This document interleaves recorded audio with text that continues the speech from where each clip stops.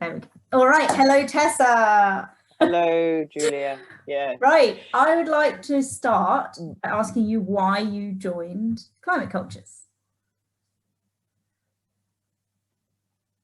I've been made aware of it by a couple of people that I knew making work about climate change, and it felt to me very much a sort of place, like a home of people coming together who are making work specifically around climate change and environmental breakdown, and the themes that come into play with those themes as well. So whether that's around our relationship to the land, about colonialization, about our relationship, our dysfunctional relationship with death, all those things to me connect with this central dysfunctional relationship that we have with our environment and to the destruction of the planet and the climate. So for me, it was coming.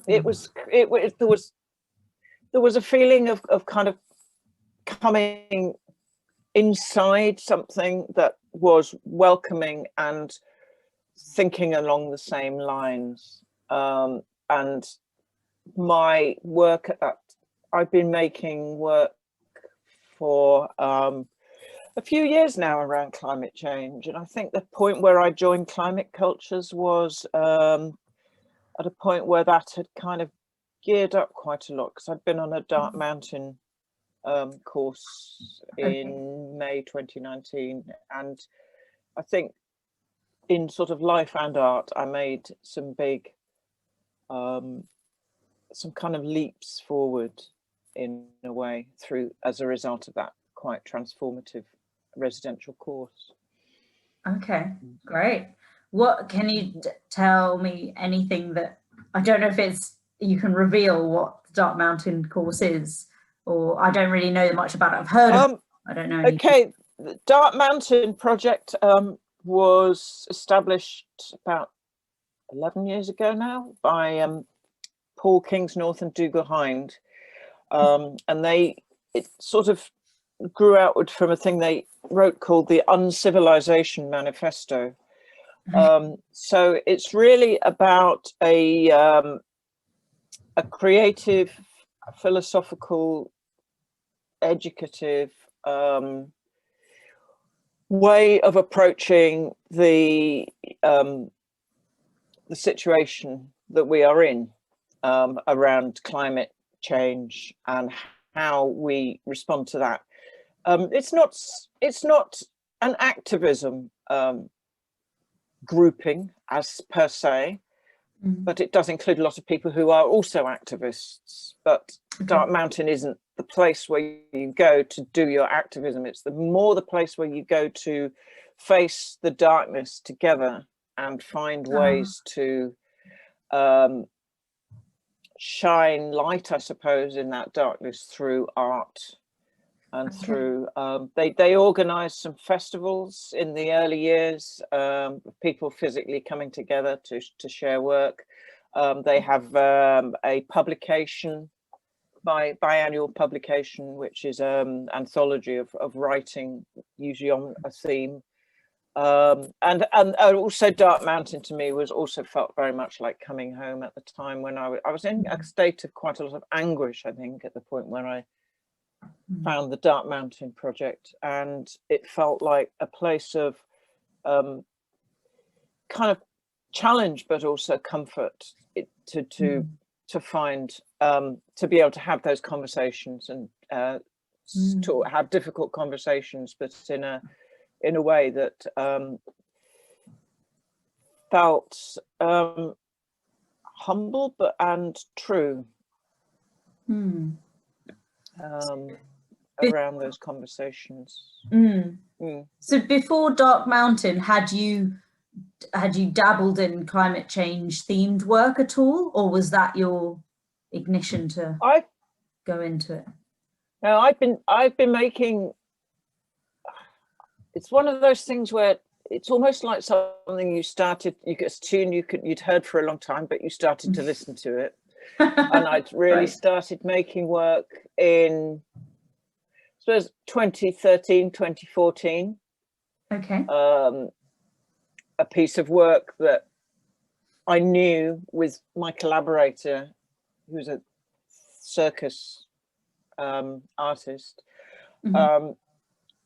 that this project that we were going to make would be specifically about climate change. And about the sort of psychology of climate change as well, because the other organization that I'm involved in is the Climate Psychology Alliance, which is very much about what is happening in people's heads around climate change, and that art had a lot to speak to about that. So this piece we made in 2014, which was called The Second Breath, which was a site-specific promenade production involving a headphones and circuit artists at various points on the promenade, and an electronic music soundtrack or soundscape some of the time, soundtrack, and a kind of an arrival at a location. And this idea that somehow that by dancing together we can somehow connect with each other in a way that has a deep meaning for us, and an empathetic meaning for us. And then I went on from that piece. We made a short film out of that piece, and then I worked with some other artists, this time as writers, poetry, and the same musician, and around a piece called Breathless, which was a poetry and music based with projection based piece in a studio theatre, which we did in Bradford and Liverpool and Hebden Bridge. And that, again, the sort of theme of that was very much about work which responded to climate change. And some of it, you know, some of it was dark, some of it was funny, it was very narrative, told stories. And again, had this element where at the end people could get up and dance, as in a way it's kind of like when words run out, you get up and dance together, as that way of connecting to the darkness, really. You know, where do people take all this kind of darkness and fear that might, if not in, which is one of the reasons why I'm finding the current time so difficult, is that actually I just miss dancing with people, and having that opportunity of I think a lot of people of connecting. So I made that. I'd at some stage during that time, I think it was after that I'd made contact with Lola Perrin, who's another Climate Cultures member. Yes, I've worked the with her musician, before. composer. Yes. Yeah. And Climate Keys. Climate Keys. I was her guest speaker at one of her Climate Keys. Actually, we've done two. The first one was Climate Keys. The second one was the sort of second iteration of that she did. Yes. Where I was the guest speaker and kind of talked in part about why make art about climate change. So, you know, this whole idea about, you know, what good does art do? You know? and it's that idea about, well, you know, because I was at the same time I was out there, I was out being involved in XR as well, and I was you know, doing stuff with Extinction Rebellion, and I'd gone on an anti-fracking, you know, some anti-fracking stuff over at Preston New Road and things, but actually, and that felt really important to get feet on the ground, but also so it's like, okay, so why make art about climate change, you know? And the reasons for doing that seem, you know, it's about stories, and it's about narrative, and it's about ways in which people find a way to listen to the thing. Again, it's that idea of this thing that is you can't quite hear, but it's a way to tune into this thing that's going on underneath your kind of rational self, that's telling us that we are frightened and that we are, you know, there are a whole range of emotions there that we need to access. And I think Climate Psychology Alliance has been really helpful in that as well, because I did a long narrative poem, which was a kind of distillation of my section of Breathless, called The Divided, which is a long narrative poem, about 20 minutes long. I learned it. Goodness me, how did I do that? 20 but yeah, so I performed this 20-minute poem. I'm sure I could still do it, a 20-minute poem, sometimes with a music soundtrack, sometimes just on its own, about a story of different people's response to climate change. You know, there's a denier within that. There's a woman who's in very deep grief and connects with sort of death of the planet to the death of her father. There's different characters within that story that sorry, there's a dog. That sounds there as a dog having a dream. Strange things that you get over these kind of home-based Zooms and recordings.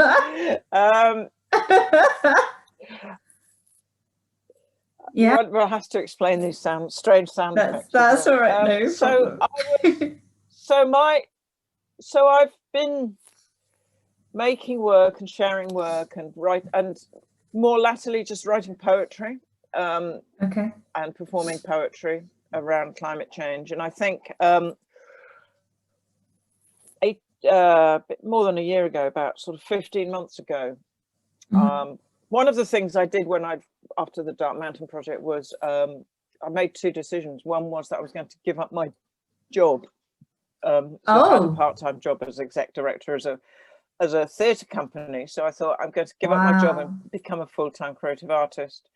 And the other thing that I decided was that we were going to buy some land as a deep adaptation project. In Wales or Scotland, and so that was May 2019. I made those decisions, and I think by September I'd done both. And with my sons, my son. So my sons and I have got.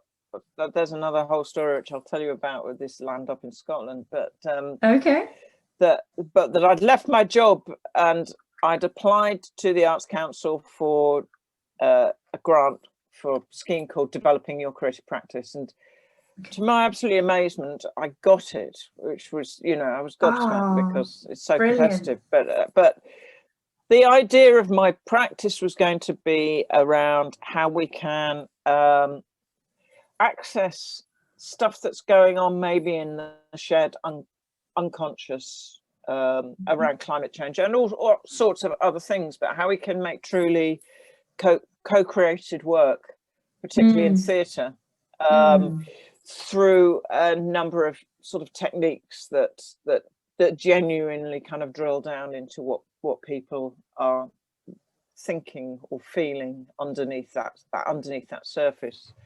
Is that co-creating with the audience? Sorry.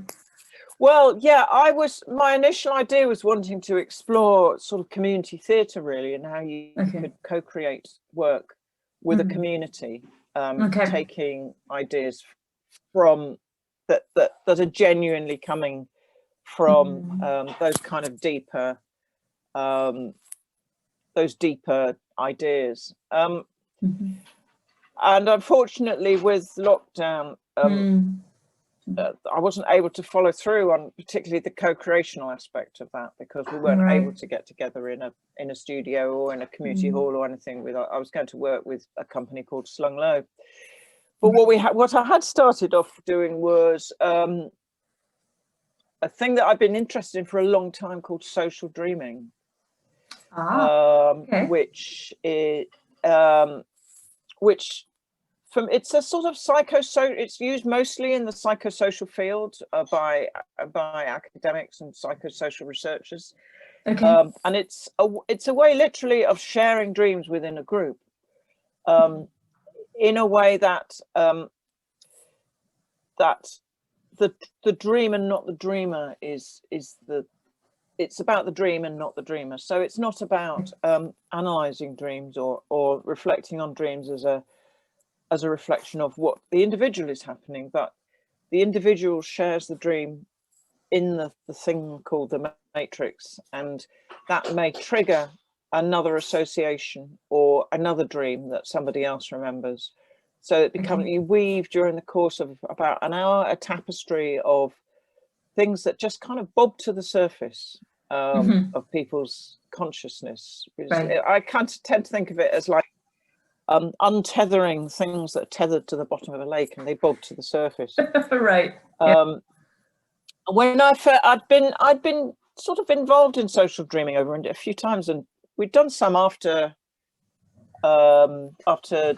Breathless. We'd done a social dreaming matrix after some arts projects that I'd done, and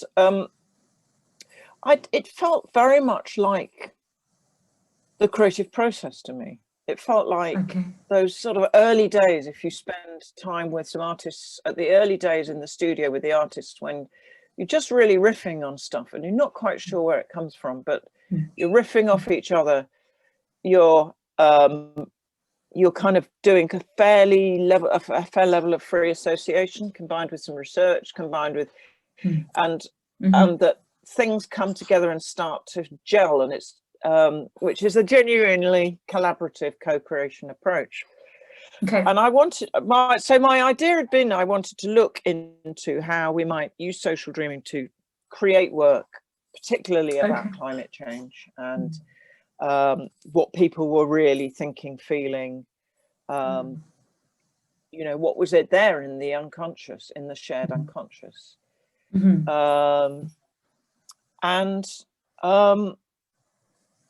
I wasn't able to, I started off doing it live, and then we had lockdown, so we've moved online with social dreaming. We've been doing it since April online, and we've had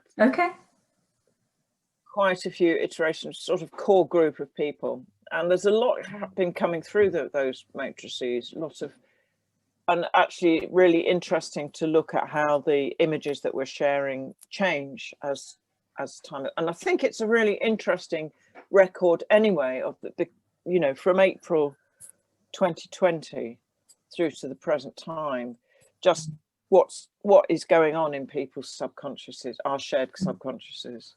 You know, as a record of that, the origin of social dreaming came from a psychologist called Charlotte Borat, who was in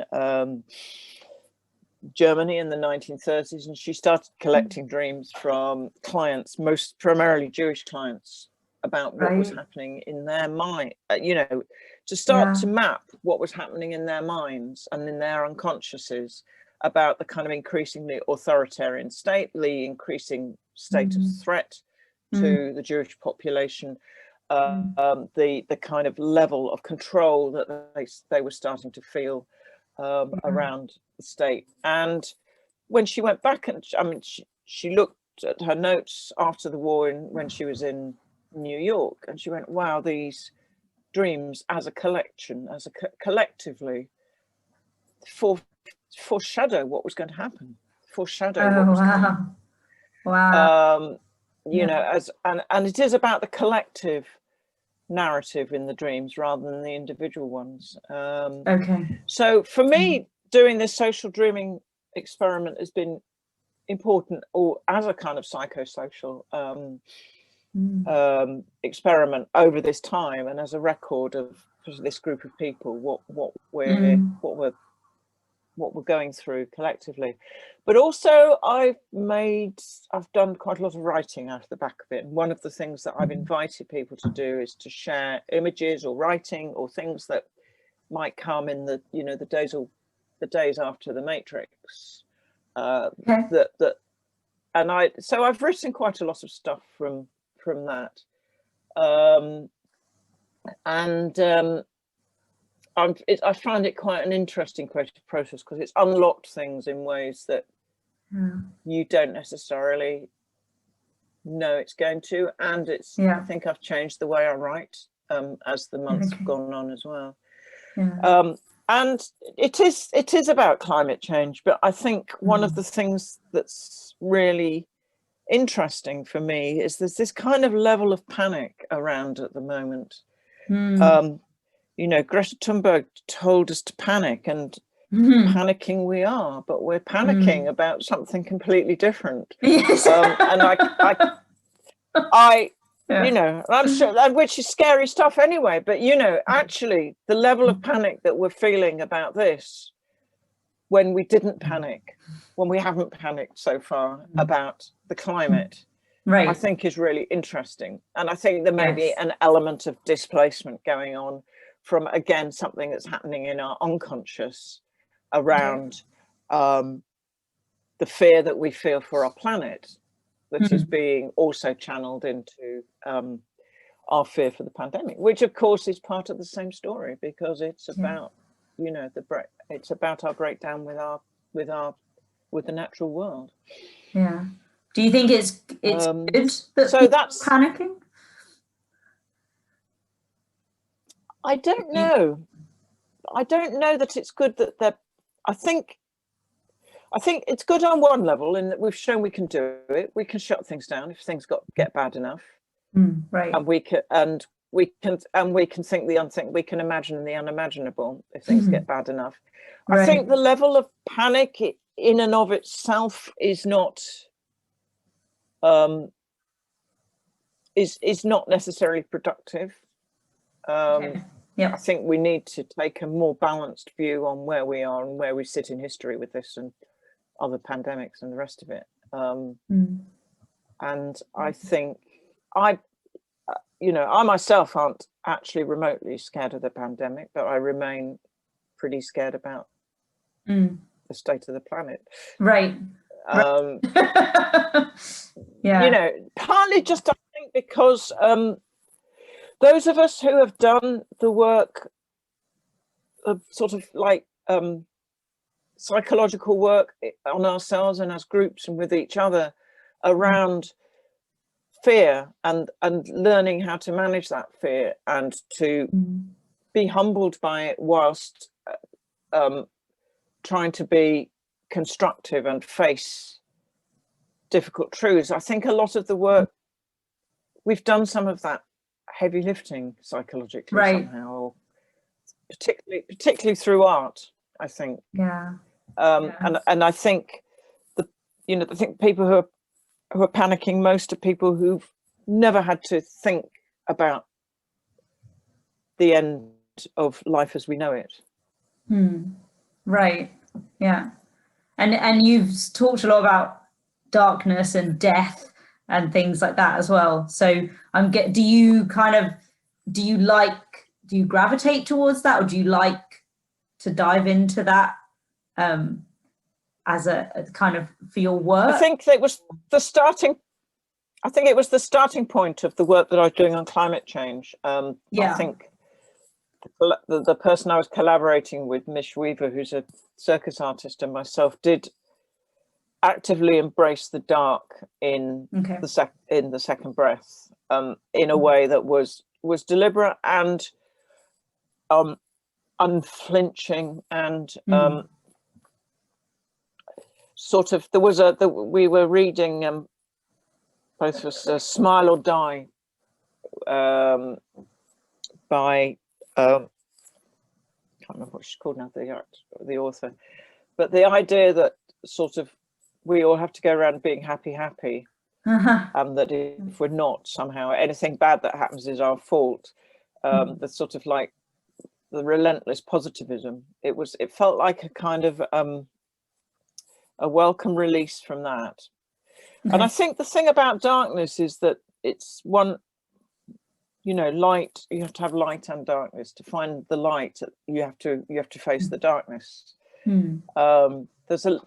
There's a quote I love by Dougal Hind, which he's written more than once, but it's he says, "Art can give us just enough beauty to stay with the darkness rather than flee or shut down." And I think that's it gives us a sort of strength to stay with the darkness and to work with the darkness as well as the light. Yeah. Yeah. Brilliant. Thank you. So do you have a favorite piece of eco art work or project or an event that you attended, something that really spoke to you? Well, there's something, I don't think it's deliberately a piece of eco art, but its creator recognizes that it has very, very strong kind of environmental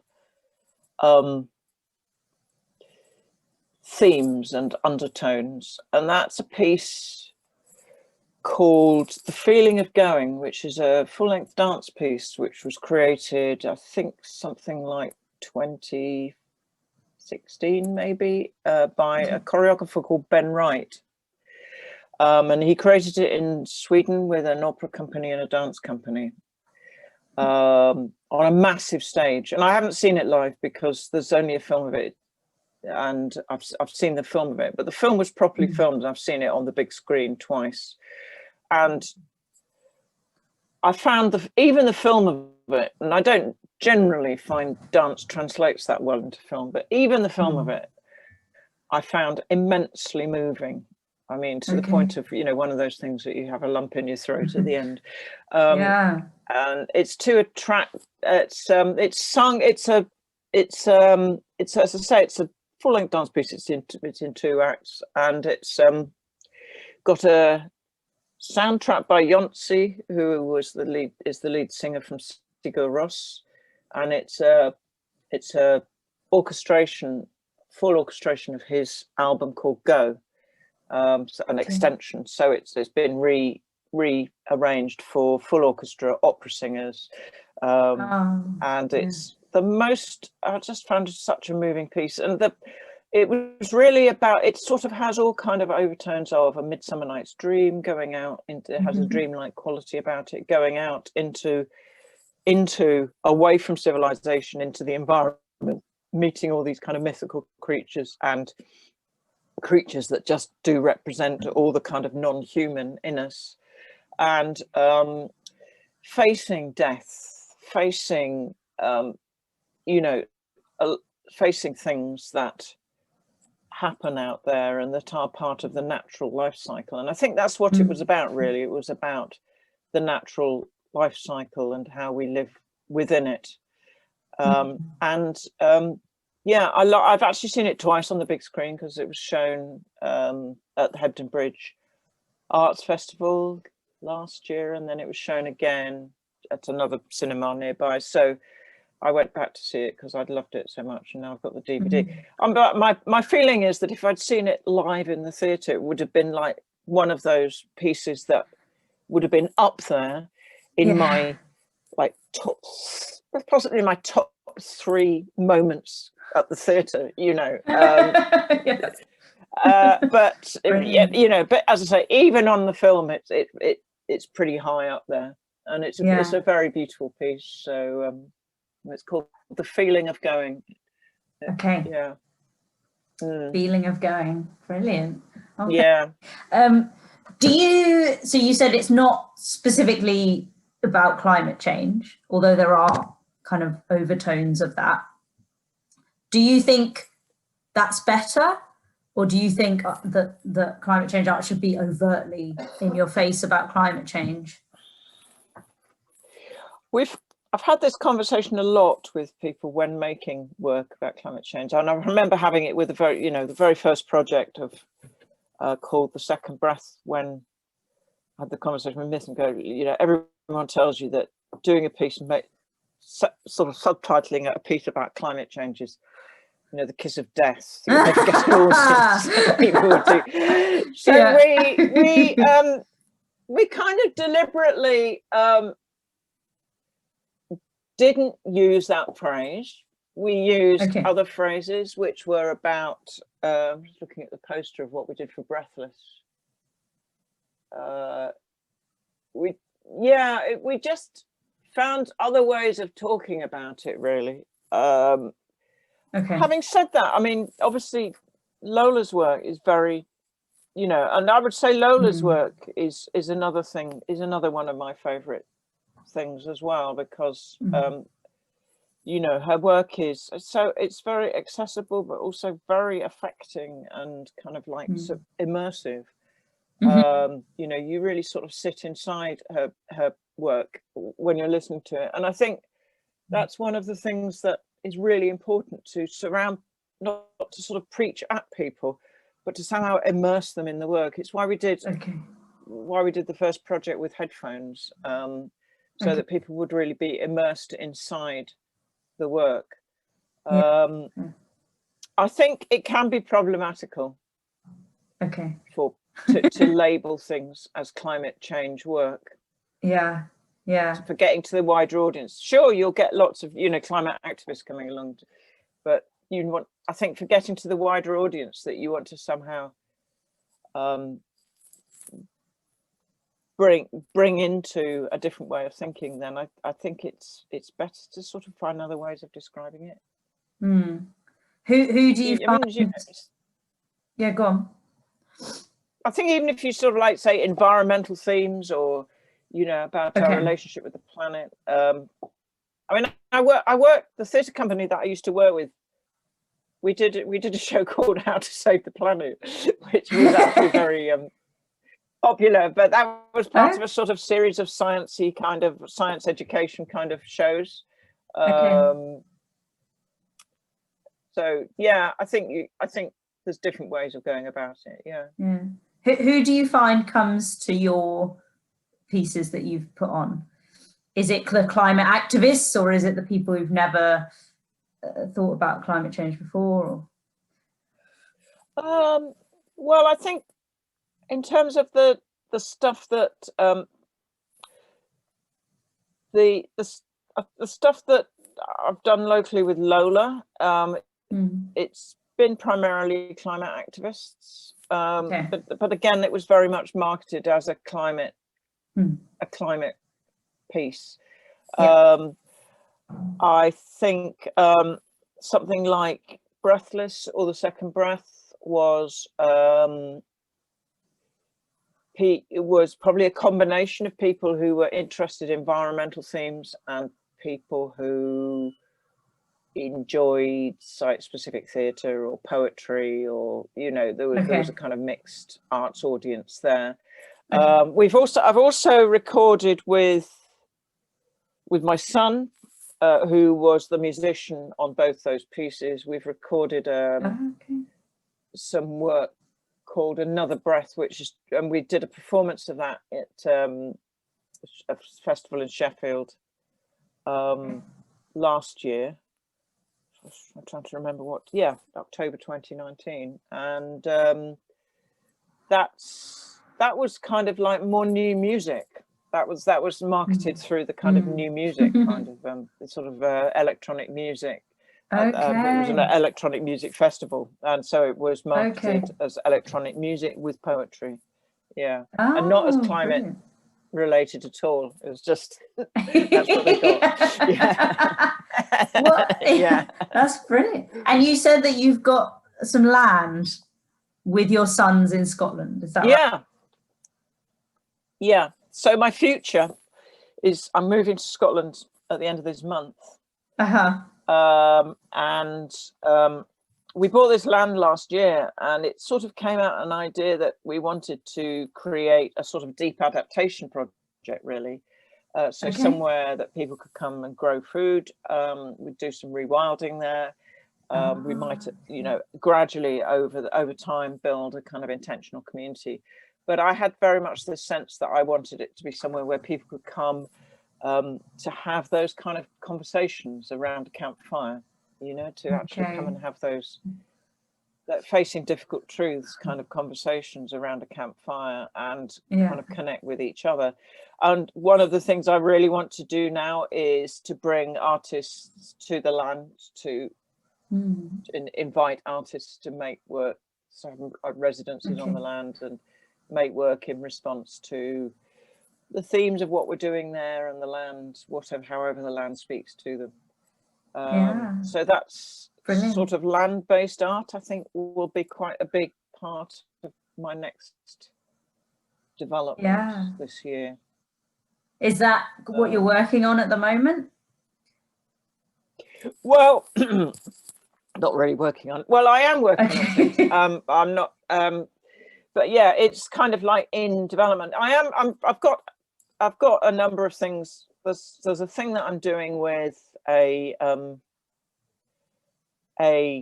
collaborator and friend called Alison Andrews, which is a sort of version of a theatre project that we started called Pampiric, which is about vampire beauty therapists.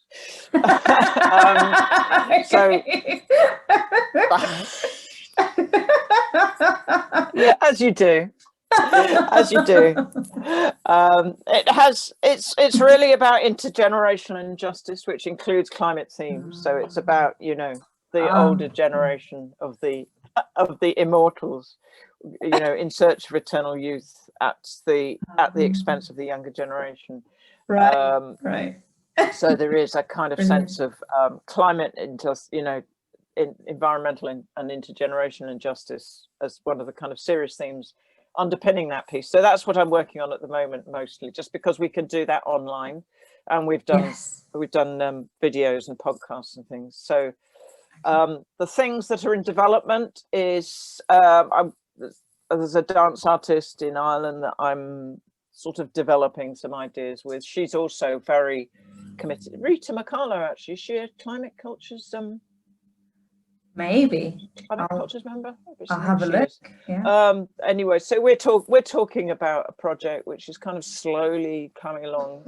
Every time we speak about it online, we get very excited, and then we go away and think about how we can actually make it happen. But sort of in the long, I suppose the long term is it's projects on the land that I want to look at, and once I get up to Scotland, I'll start really thinking about that and how sort of bring my skills as a producer back into play, I suppose, as well, which would be about, as well as making work myself, actually facilitating the work of creating a kind of, the creativity comes in creating the framework for a number of artists to come and create their own responses around a theme or the land or something. So I think I'll probably reactivate my producer skills next year. To bring collaborators together, because aren't we all missing collaboration now? I mean, I really am. It's been great. The work with Alison on the Pampiric project has just kept us sane, because we've we've been able to kind of get together now and again, put on our wigs and costumes and do our do our little films, you know. But you know, and then get together and talk about how the next one's going to come along, and you know. But I just finding just missing collaboration so much now. I sort of feel hungry to get into a space with other artists. Yeah,